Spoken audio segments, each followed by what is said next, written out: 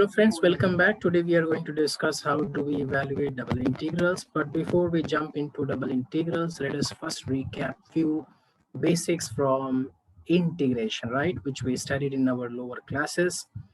Like first, let us start with the formula itself. What is integral of x raised to n?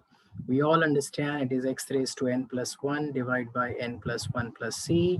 Of course, this formula we don't apply this formula for n equals to minus 1, right? And the second formula is integral of 1 by x, that is log of mod of x plus c. All right, then we have trigonometry formula coming up, integral of sine x dx, that is equal to minus cos x plus c. The fourth one is integral of cos x dx, that is going to be sine x plus c. Then we have integral of sec square x dx, that is equal to tan x plus c. Can you guess the next formula? Integral of cosec square x, that is equals to minus cot x plus c. Absolutely spot on, my dear friends. Next is integral of sec x tan x. What is going to be? It is going to be sec x plus c. Now I'm not writing plus c here. All right. Now you're matured enough. You're doing engineering. All right. So you understand. So integral of cosec x cot x is minus cosec x. Finally, I can write integral of tan x. What is integral of tan x? It is slightly difficult to remember. Log of mod of sec x plus c. And what is integral of cot x? Can you guess? Log of mod of sin x plus c. Next formula I would like to write is integral of sec x, which is log of mod of sec x plus tan x plus c. And I think there is one more version to it, right? Log of mod of tan of pi by 4 plus x by 2 plus c, right? Anyone you can use. And next formula, I could write it as integral cosec x dx, which is log of mod of cosec x minus cot x plus c.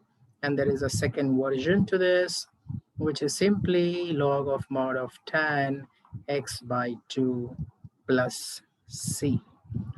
All right, note down this much. All right, so let us continue further. Easiest formula on this planet is integral e raised to x is e raised to x plus c, right? And the 14th one I can write integral a raised to x. Can you tell me, can you guess? A raised to x divide by log a, of course, plus c, right? And then I would like to give you three formula in succession. One by integral under root of a square minus x square, right? And the second one is 1 by under root of, not under root of, there is no under root of, let me remove this. Yeah, a square plus x square dx. And 17th, 1 by x under root of x square minus a square dx. Let us write down each of these formula. First of all, this integral 1 by under root of a square minus x square, that is going to be sine inverse of x by a plus c. And this is going to be 1 by a tan inverse of x by a plus c. And this is going to be 1 by a sec inverse x by a plus c. All right, next I'll give you two pair of formula, together, 18 and 19. You must learn them together. 1 by x square minus a square dx and 1 by a square minus x square dx, okay? Learn these two formula together the way I tell you. 1 by 2a, here also 1 by 2a. Now log mod. Now, if you factorize x square minus a square, what are the factors of x square minus a square? X minus a and x plus a. So I write down x minus a upside, x plus a downside. Same way here also, carbon copy. A square minus x square. What are the factors? A minus x, a plus x. But you know what grade you want in your life? You want a plus or a minus? Yes. Which grade you want? A plus or a minus? Yes, a plus you want. So I'll write here a plus x in numerator, a minus x in denominator. All right. Next is 20 and 21. This also I want you to understand, learn it in a pair, right? And the formula is 1 by under root of x square plus a square, and 1 by under root of x square minus a square. So what it is here, log mod. This is also log mod x plus same root term, same root term, same root term, x square minus a square. Did you get that? See, these are these formulas slightly difficult to remember, so I'm telling you technique also so that you can remember easily. Log mod x plus same root term, log mod x plus same root term. All right, friends, let us understand. Let us continue further. The formula is under root of a square minus x square, and then you have under root of x square minus a square, and then you have under root of x square plus a square. I want you to remember all these three formula in a certain way. I'm telling you. See, first you write x by 2 everywhere. All right. So x by 2 into same root term. Okay. X by 2 into same root term. X by 2 into same root term. X by 2 into same root term. All right. Then if it is plus a square, then you write plus a square by 2. If it is minus a square, then you write minus a square by 2. If it is plus a square, then you write plus a square by 2. Into, into what? This is crucial. Into what? Into, we write reciprocal, integral of reciprocal of this term. Remember, that was sine inverse x by a. Integral of reciprocal of this, you remember, log mod x plus under root of x square minus a square.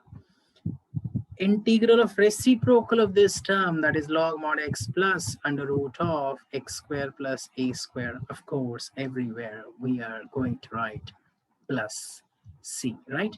So these three big formula are very, very important, and you can remember in same way. X by 2 into same root term, x by 2 into same root term.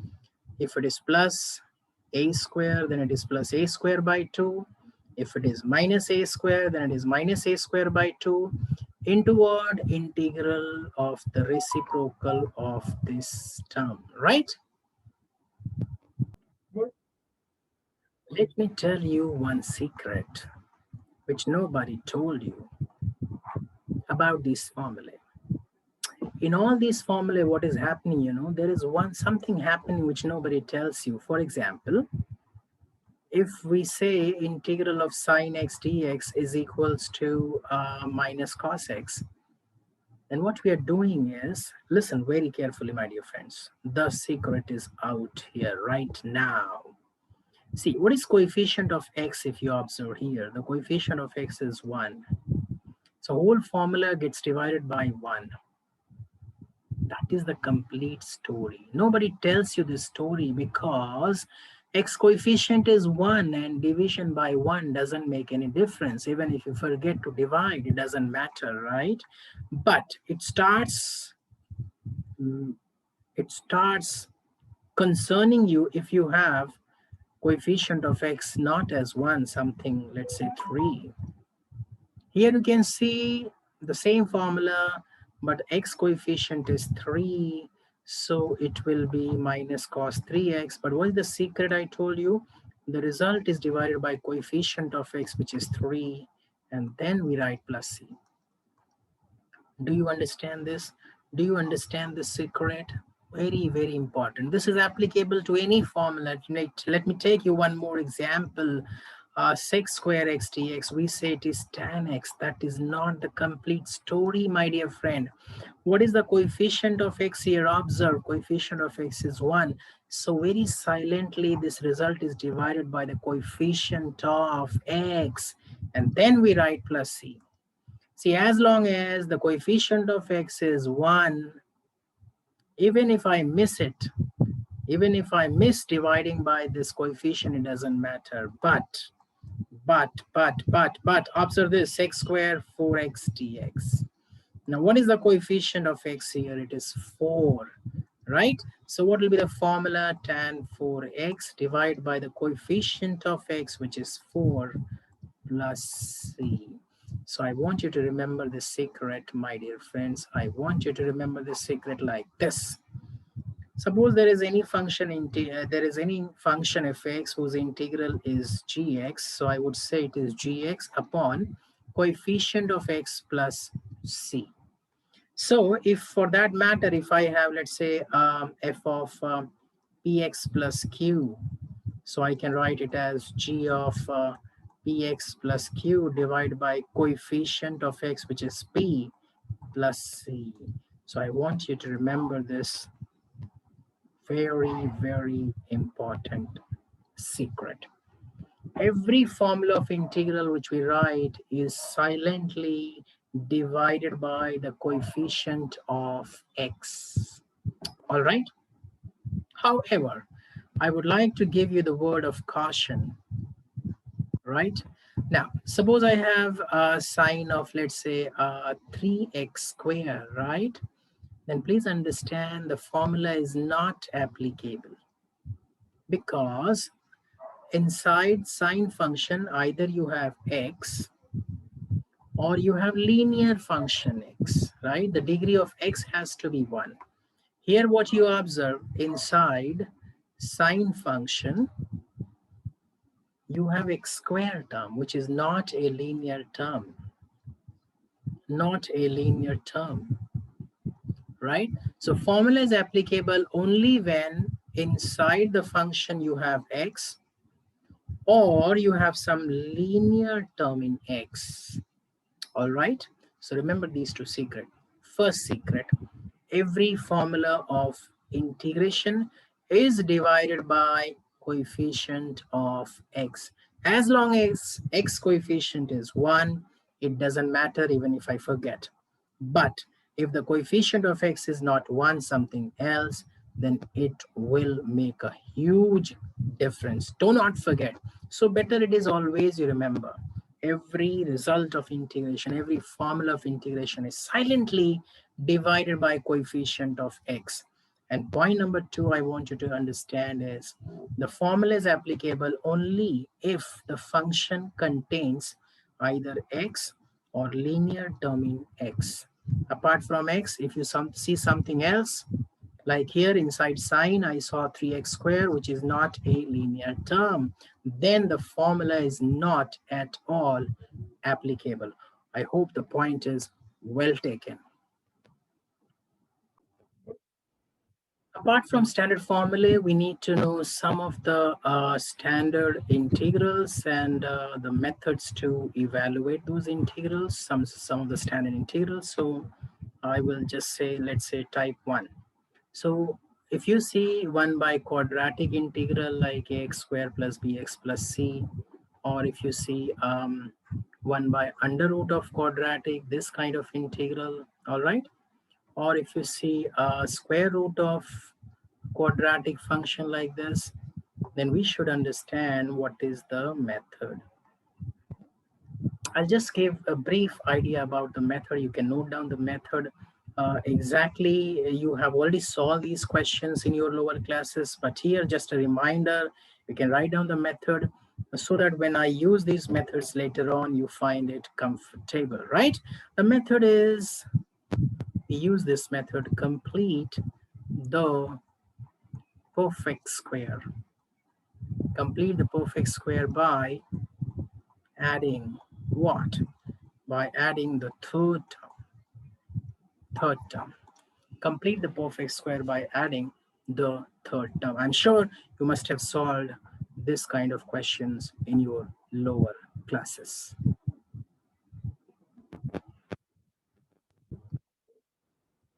Second type of question which I want you to remember for doing double integration in engineering is, suppose you have a let's say a linear function in numerator. Let me write linear differently. A linear function in the numerator px plus q.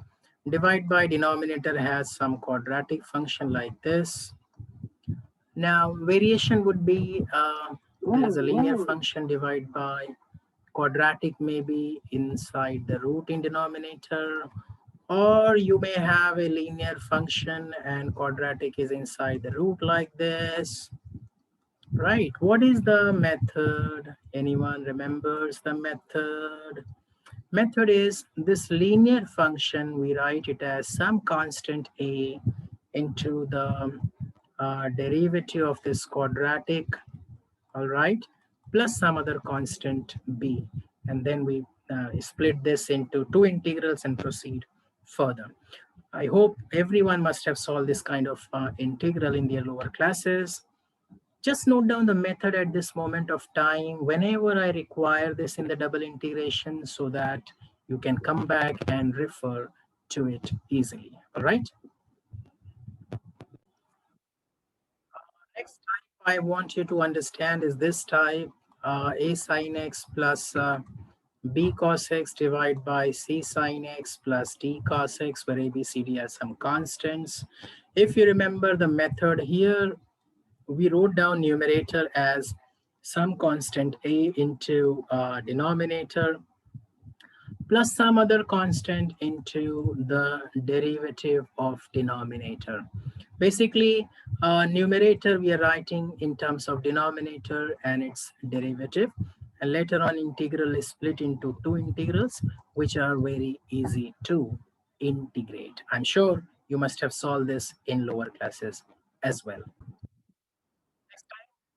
I want you to remember is this type, if you see, 1 upon denominator, you have some constant, then you have some sine x term, then you have some cos x term, right? And slight variation would be out of these three terms, any one term may be missing. Still, the method would be same. Method was slightly out of box. We substitute tan x by 2 as t and write down x by 2 is equals to tan inverse t, and therefore x is 2 tan inverse t, and then we differentiate and dx becomes dx 2 upon 1 plus t square dt, right? So in the problem, this dx will be replaced by this term 2 upon 1 plus t square dt. As far as the sin x is concerned, sin x we replace it by 2t divided by 1 plus t square. And this cos x, if you remember, cos x was replaced by 1 minus t square upon 1 plus t square, right? And after doing all these replacements, this integral was getting converted into 1 by quadratic form. All right, and 1 by quadratic, I already told you how we do solve it, right? By completing the perfect square, right? In case you're finding it difficult, don't worry. Things will be worked out as and when I proceed with the examples. Doing double integration in first year of engineering, I want you to understand one more type, and that's one more type, that is there is some constant, then there is some sine square x term, and then there is some cos square x term, right? Looking pretty similar to the previous type, right? Out of these three terms, any one may be missing, that's all right. The method I can give you is divide numerator and denominator by cos square x. And after doing that, it should get converted into this form, sec square x divided by denominator should have only function of tan x. And once you get into this form, then you substitute tan x as t. And after that, it is going to be super easy, right? So these are some standard integrals I want you to remember before I start with double integration problems. What else I want you to remember? I want you to remember this u into v rule. What is u into v rule? The first function into integral of second function minus in the big integral, derivative of the first function into integral of the second function, the whole dx, right? where this U and V selection you have to do according to Lie-8 formula, right? I hope everyone knows Lie-8. Some people also prefer to use I-late. So either you are Lie-8 or you are I-late. U into V rule should be used whenever you see product of two different types of functions, most probably. Finally, I want you to remember some standard forms. If you remember this one, integral f dash x upon fx. Anybody, can you guess it? Guess in your mind. Log mod f of x plus c. Integral fx raised to n into f dash x dx will be fx raised to n plus 1 divided by n plus 1 plus c, of course. Integral f dash x upon under root of fx, can you guess it? 2 root f of x plus c. And one more, e raised to x, integral e raised to x fx plus f dash x dx, that is going to be e raised to x into f of x plus c. So these are the few basics which I want you to remember. I want you to recollect from the lower classes before we start solving the problems of double integrals. And before I wind up, I would also want you to remember reduction formula. You know, reduction formula. What is reduction formula? Integral 0 to pi by 2, some power of, let's say, sine x dx, or it could be integral 0 to pi by 2, some power of cos x. When I say some power, I mean natural power. All right, so what you need to do is, if the power is n, you start with one lesser power, that is n minus 1, and reduce it by 2, so it becomes n minus 3. Reduce it by 2, it becomes n minus 5, and you go on, right? And in denominator, what you need to do is, if the power is n, you start with n only, reduce it by 2, and go on doing it like this, right? And here is the secret. Here it will be multiplied by k. Now what is this k? This k can be 1, or it can be pi by 2. Now k is 1. K is 1 whenever this power n is odd, and k is pi by 2 when n is even, this power, sine x cos x. If the power is odd, k value will be 1. If the power is even, k value will be pi by 2. So friends, I think only this much for today's video. These are all important basics. If you understand these basics, then it will be very easy and interesting to solve the problems on double integration. Hope you like this video, and get ready now, get into the mood. Next video will be on double integration problem solving. And one more thing, if you want to know the real geometrical meaning of double integration, I have made a beautiful video a few years ago. You can search in my video section, or I may give the link in the description. Watch that video, the real geometrical meaning of integration, which nobody tells you. Thanks for watching. Stay connected. God bless you all.